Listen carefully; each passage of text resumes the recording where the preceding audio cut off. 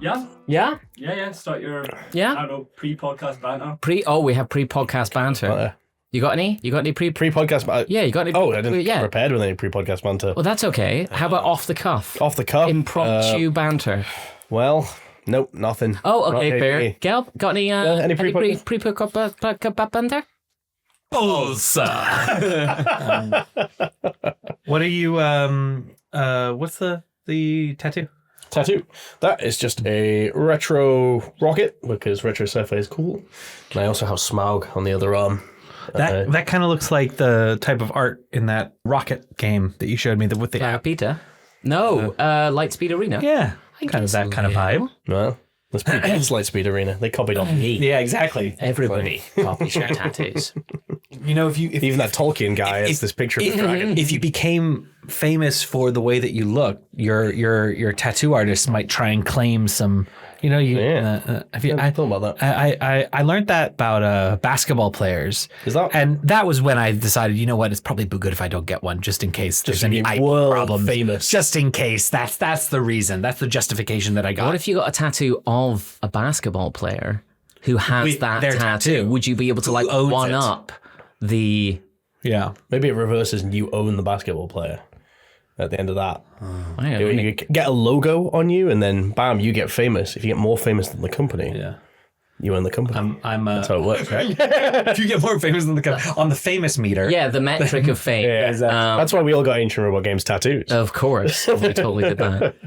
Never, ever. Wonder how much royalty the Rock's tattoo artist gets on the Rock's tattoo. Oh, yeah. Oh, jeez. Oh, God. Well, hopefully negative royalty, I think.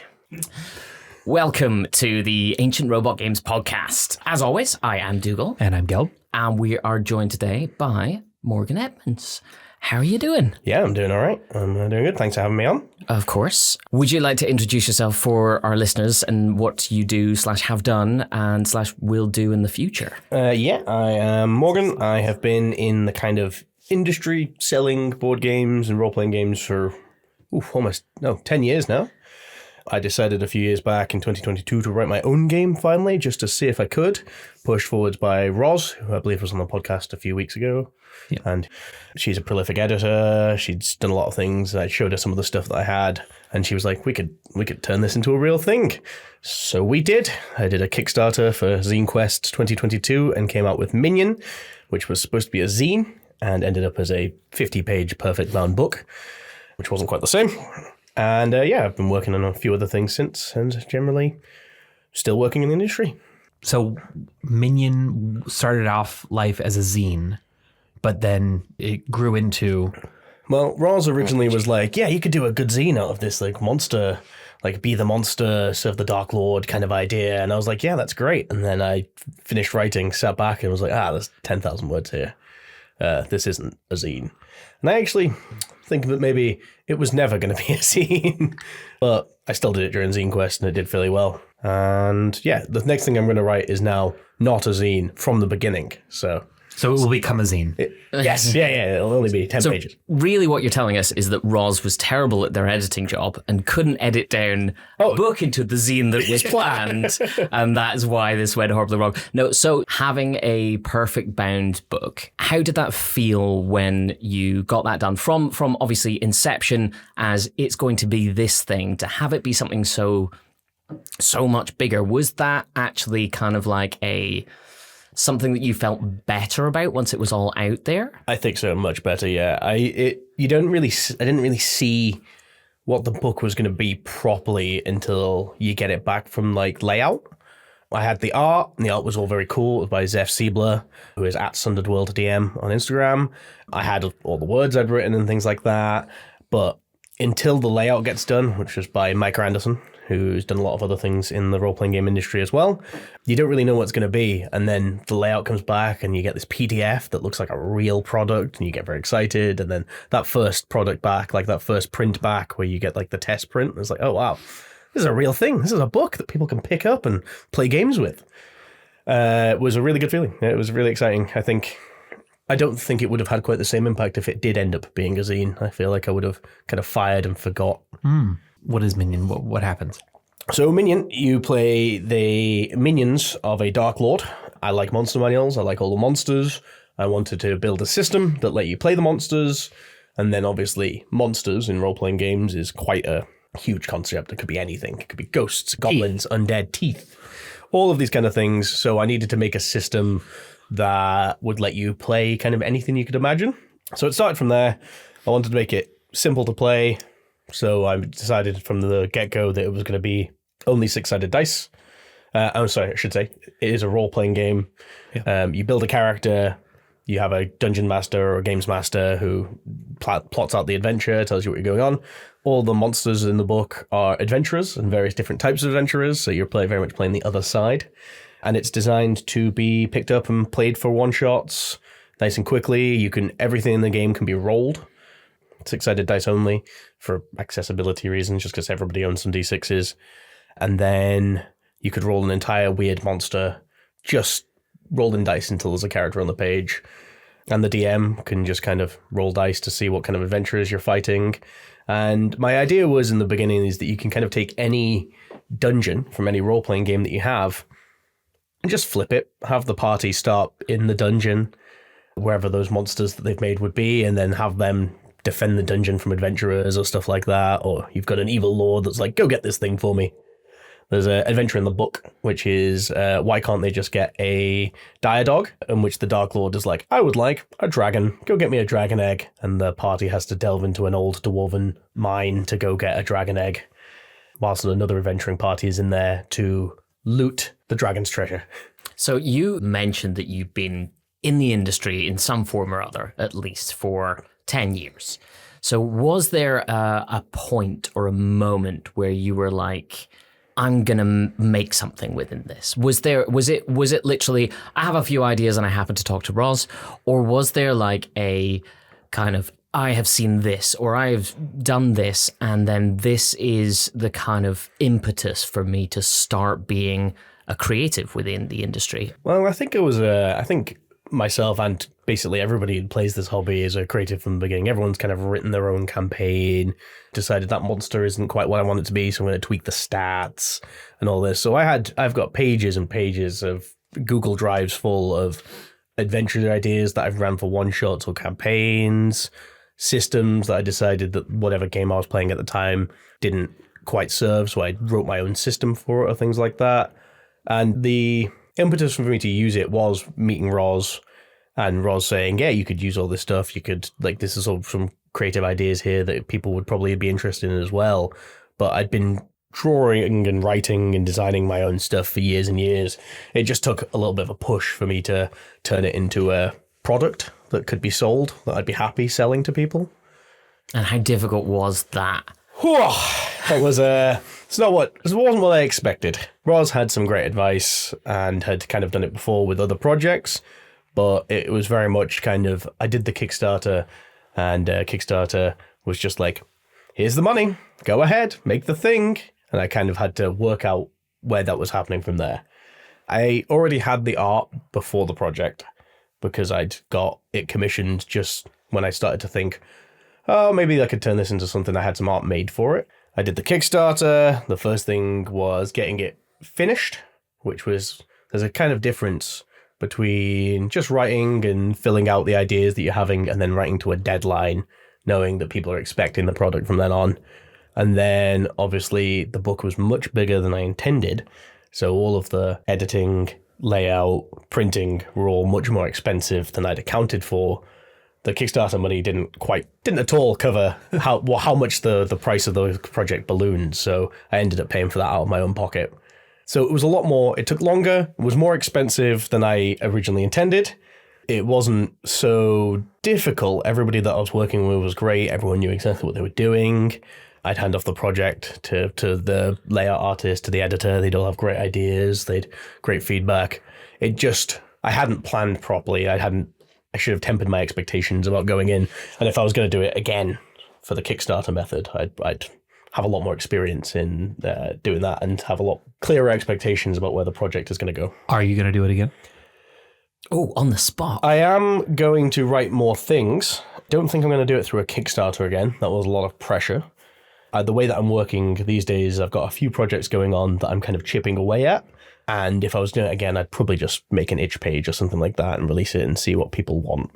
And if I get them printed, I'd maybe get a small batch printed, show some people it. And if anybody who publishes it or sells indie RPGs, which there's some great communities do that in the UK, I'd do a bespoke print run for them probably. Yeah, Kickstarter was a lot more pressure. And I think now that I know that and I know what the process is to get that done without Kickstarter, I think that's the way I'd do it in future. Cool. Just going back to your system. So you created a system for this, and you said before you've played games and you kind of think, well, if that system isn't serving that, maybe I'll tweak it.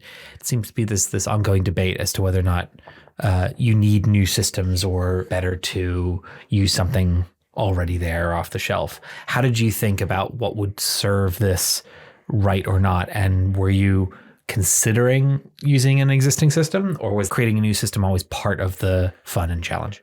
I think I was always intending to write my own system. There's a lot of good systems out there. Chris is Into the Odd and Morgborg and things like that all probably would have worked for Minion, but I was kind of designing it from the ground up to be so versatile with all the different ways you could play the monsters, and some of those systems are more tailored to playing the adventurers. I think the system in quite a lot of these smaller games doesn't so matter so much as the experience you get out of playing them. As long as you feel like you are playing your gribbly little monster, your little goblin, your undead, your vampire, your displacer beast, I think that is secondary. And I also encourage people in the kind of opening scroll of my game, the pitch at the beginning, to do the same thing I do and write new systems for it and change rules that you like, because making the system that simple to begin with makes it a lot easier for people to dive in and change the rules as they need as well. When you're thinking of the difference between just writing versus writing to a deadline, I imagine that, on one hand, you suddenly have decided, all right, this is going to be an RPG and not a zine, so because I already have 10,000 words. But that also is like, it could be an RPG or an RPG. And for those who aren't able to see this, which is everybody, my hands went from really, really small to really, really big. If you imagine someone talking about the fish that they have just caught, it went from like small fish to big. So where did the discipline come in To stop writing? To stop writing, but also to like, how did you plan out what it is that what were the holes that you had to fill in order to create that completed loop of an RPG? So I was writing to what I needed. So I wrote the basic system. How does a check get resolved? How does somebody who's trying to kick open a door or something like that, the kind of basic role-playing game skill check and things like that, get resolved? So I wrote that system. Then I wrote a combat system that would work, and every single time something came up that I hadn't, it was like, oh, how would this work in combat?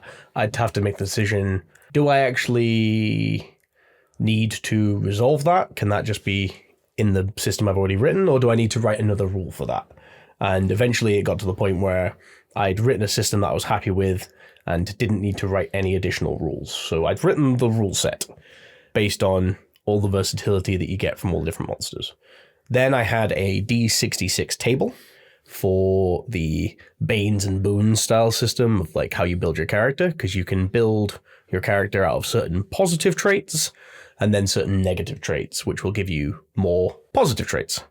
So you can make some proper weirdos in the system that are all I had somebody make what was a reverse merman, which was fish top half, human bottom half, and try to give them as many negative traits as they could. It was just this horrific, slimy, walking creature. So I wrote the two tables that I needed. Then I had equipment. I think equipment was the part that I most skipped on, because I wanted the focus to be on the weird abilities and weird things that all the monsters could do, rather than you've got this magic sword that does this. So I did another D66 table, which was weird magic items, and then I simplified the equipment right down to you have a weapon, you can swing it for some damage kind of style thing. So I didn't need to write a lot there. And then the second to last part being the actual adventurers themselves and how they're interactive. And then there was an adventure at the end. So I basically had the idea for the structure that I wanted from the beginning. like rules, character creation, items, monsters, adventure.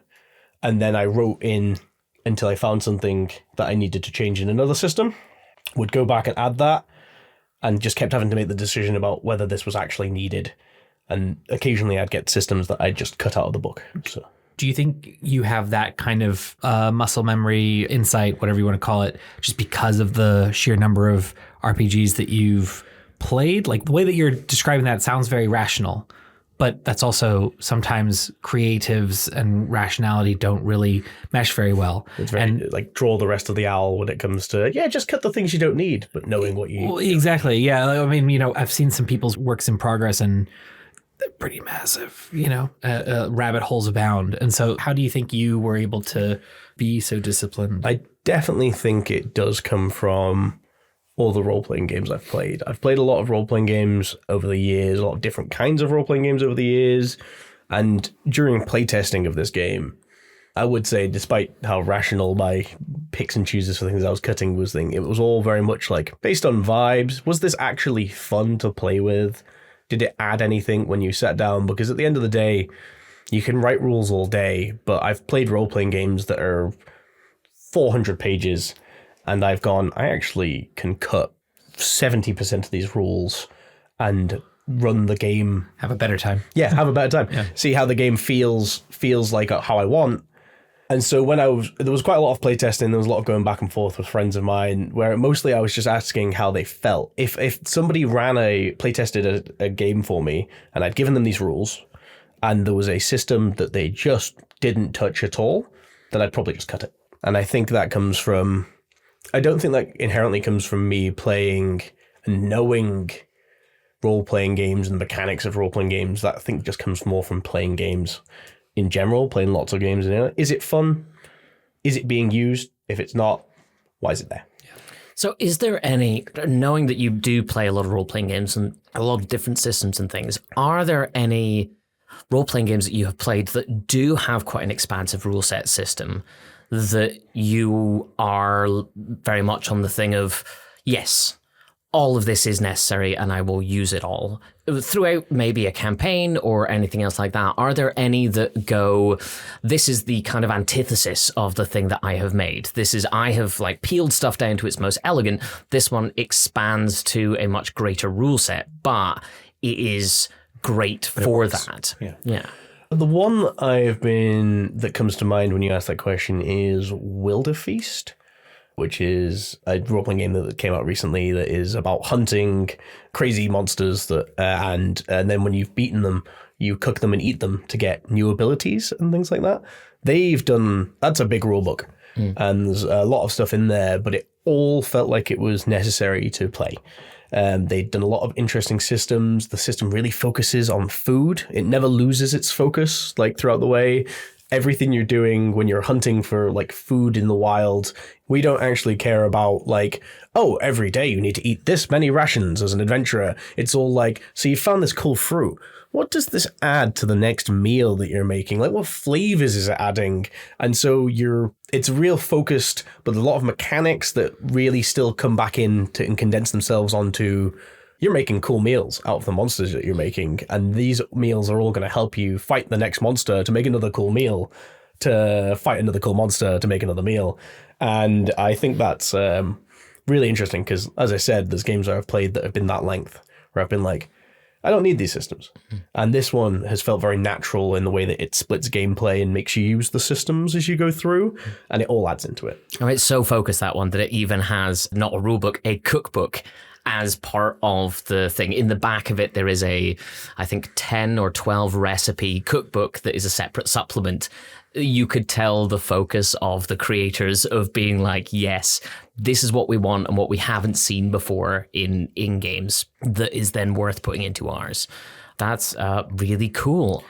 Are there other systems that you've played, maybe if they're shorter or longer, whatever, but that are also so wacky, but they work so well with for the game? What's under that question is this idea that I think a lot of times people, they just want to make their own system and they think they have to, versus it really does serve the work. So do any other ones come to mind? So Into the Odd by Chris McDowell. Sorry if I got his name. Chris McDowell. Yeah. Chris McDowell. Sorry, Chris. Is one that I find uses all of its systems very well. It's a shorter system. He's obviously done others, Electric Bastionland, Mythic Bastionland, which build more on top of that. But I really like every time I have to run an adventure on the fly, kind of regardless of setting or tone, I can go and get Into the Odd and have people quickly roll characters and still use all the mechanics that are present in there.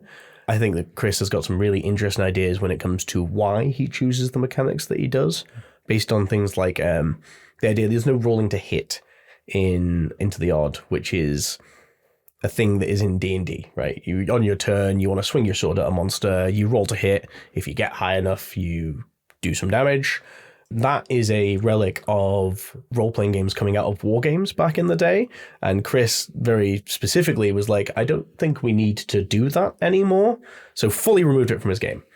And so that is the game that I kind of wacky game. If you want to do something weird and there isn't a bespoke system out there and you don't have time or you don't want to write your own system for it, Into the Odd's a pretty good one to build on for any kind of role-playing game idea you'd want. It is obviously all of these systems that we're talking about with tabletop RPGs, the way that they are, or at least have been for quite a long time. It is pen and paper and dice. You know, that is a big, big part of the industry, but it's not the complete part of the industry. There are a lot of other tabletop role-playing games out there that are run by a deck of cards, or something like Dread, which is run almost by using a Jenga tower, playing I think it's 80s or some sort of horror movie. And when you're making actions or decisions, you're pulling a piece of Jenga out and stacking it back on top, building kind of that tension over time. Also within horror games, 10 Candles, that is bits of paper and burning these things, which definitely gives this kind of horror-y, everything is getting worse. You're blowing out those candles, it gets darker and darker as you're playing it. Adds to that horror feel of the game.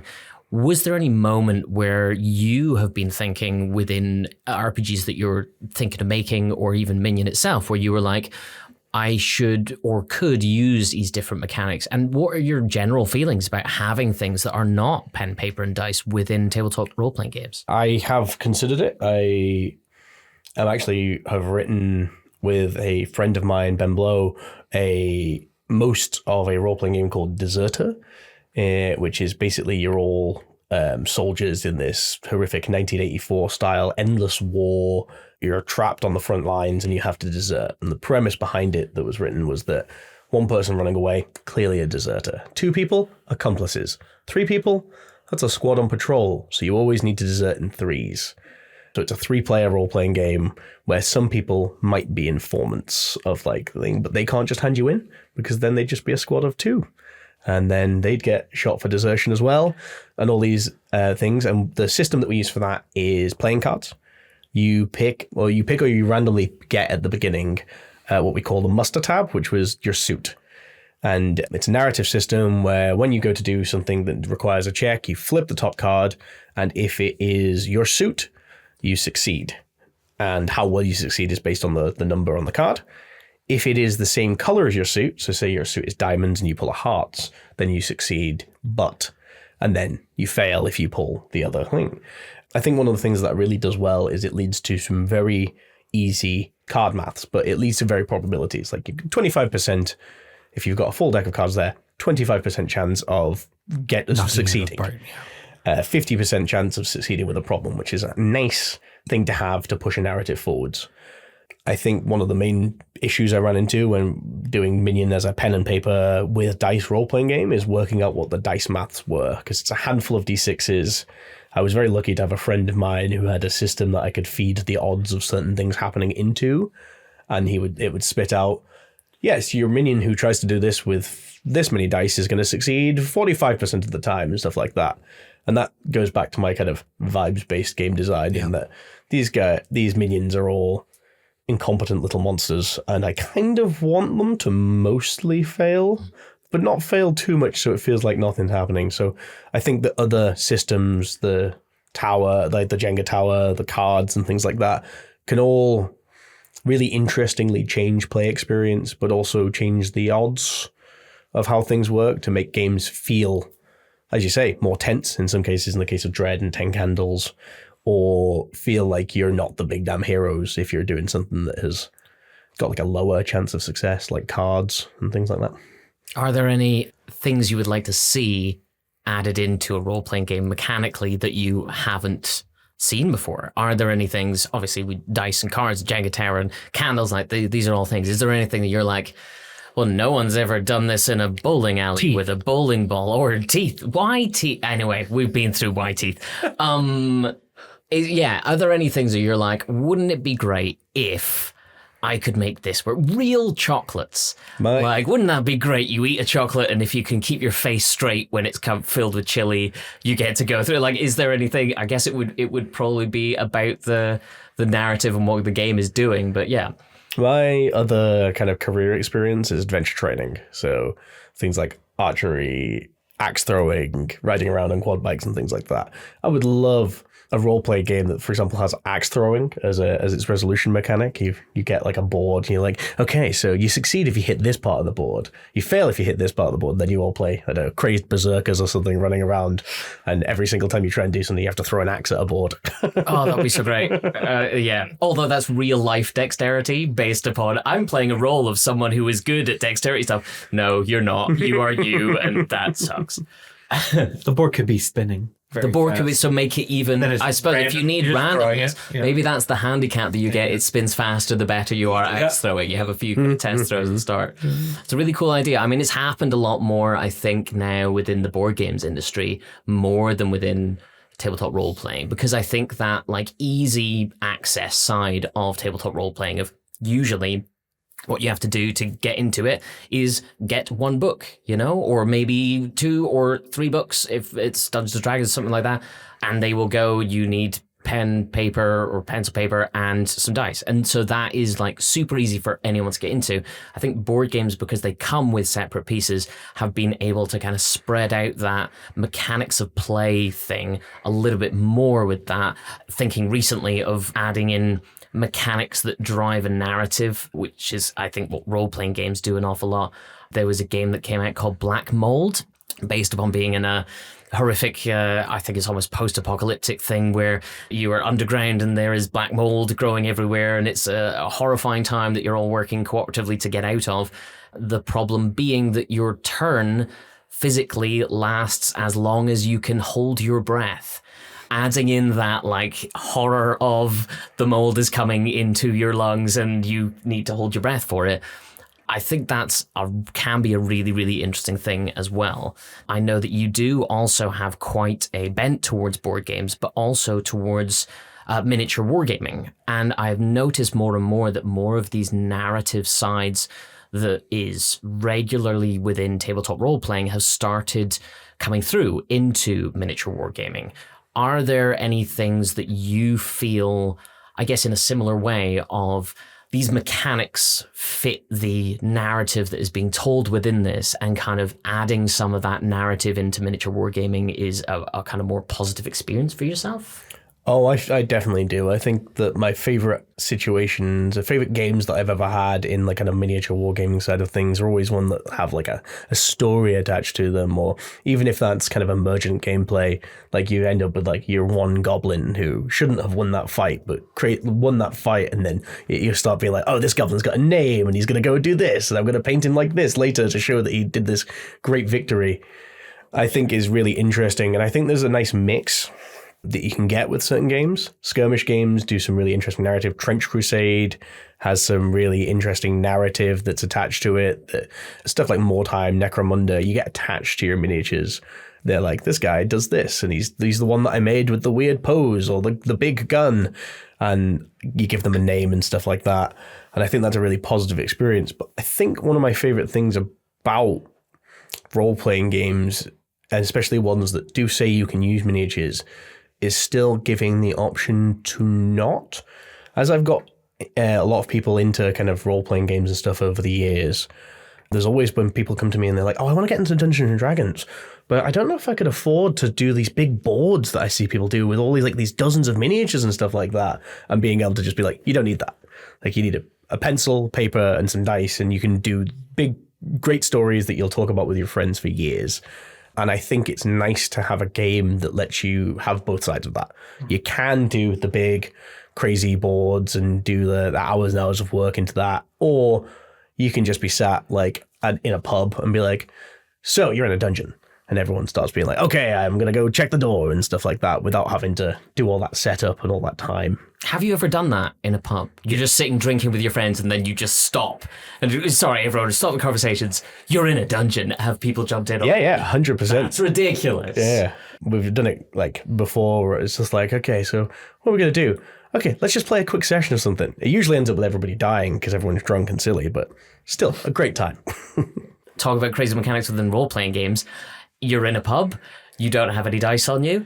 There is alcohol around. Is there any drinking-based mechanics that you could add into a role-playing game? 99 bottles of beer. There was one that I saw a few years back. I've never done it myself yet, but you get a bonus to your roll based on how many shots you take. I do not encourage anybody actually does this, right? Be responsible, everyone. But it's like, I really need to pass this tech check. I'm gonna die if I don't hit this monster. It's gonna eat me. Sambuca, anyone? How much do I need to pass this roll? 3. Yeah, I could do 3 such shots. It's the thing of you wake up the next day with a horrible hangover, but it's because you successfully killed the dragon. It's the orc's fault. That's it. Yeah. You feel like you won that hangover. That is your pride of place. Are there any things coming up when it comes to role-playing games, board games, any other games that you are particularly interested in that you are very excited to play? So one of the reasons I'm going down to Dragon Meet this weekend, which I'm very excited for. I'll be there too. Sweet, I'll see you there. Is to see all the new still cool stuff that's coming out. But the one that I'm really excited for is there's a new supplement for the One Ring coming out, which is about Saruman and all that. And I've been telling my friends all about it, and they've all been getting very excited. I think the One Ring is a great system, and I'm looking forward to more stuff coming out about it. It also kind of got me into Lord of the Rings. I liked The Hobbit, but until I started playing The One Ring, I never was like, I'm going to go look up what the history of Lord of the Rings is. And I was running a little One Ring campaign, and I was like, I should know more about this. Oh, there's a lot to know. Oh, yeah. So, yeah. And languages to learn. Yeah. Fluent in Sindarin now from the 6 months of playing One Ring that I've done. It's a real commitment. I've never seen you actually speak English when you're playing the One Ring. It is impressive to watch that. I guess finally I want to ask, is there any games, board games, role-playing games, anything, miniature war games, that because you do play a lot and you are kind of very engaged in the scene, that you really want to shout out because you feel like it's under-known or underappreciated possibly for what it is, apart from Minion, of course, which should already be worldwide known by this point? So Sam and Will Tempest, Will lives up here in Edinburgh, are a pair of brothers, one of which is a comic book artist and the other one is a games designer. They've recently come out with Strangbjorn. They did the Floodbell Halls at St. Magnus, which is an awesome little setting set in this weird, watery city. And yes, Frogmen, which is their... what if the Teenage Mutant Ninja Turtles were a Spec Ops unit? And it really feels and plays like a Saturday morning cartoon. I think they do some really awesome stuff, and I'd love to see more of their stuff in the future. I'd love to see them get more attention for it. It's super cool. The artwork is awesome, and the game design itself is great as well. It really nails the feeling in all cases. Each of their games feels so completely different from the other and still is great. So, Sam and Will Tempest is what I'm looking forward to seeing more of and who I'd like to shout out. Oh, amazing. Well, thank you so much for coming and joining and talking about games. And if people wanted to get Minion, we do sell it at Ancient Robot Games. If people wanted to follow you and what you were doing and what other things you might be releasing in the future, where would be the best place that they could get you? I'm not super active on social media. I should probably fix that. I do have an itch page at Forget Me Not RPGs, and I'm around on the Ancient Robot Discord. If you join that, you could just at me directly if you wanted to have any questions about minions or things like that. Yeah, I'm not super on the line, but I'm always just an email or a message on Discord away. Amazing. Well, thank you so much again. Thank you for listening to the Ancient Robot Games podcast. As always, I have been Dougal. And I am Gil. And this has been recorded and edited by Ryan Scott.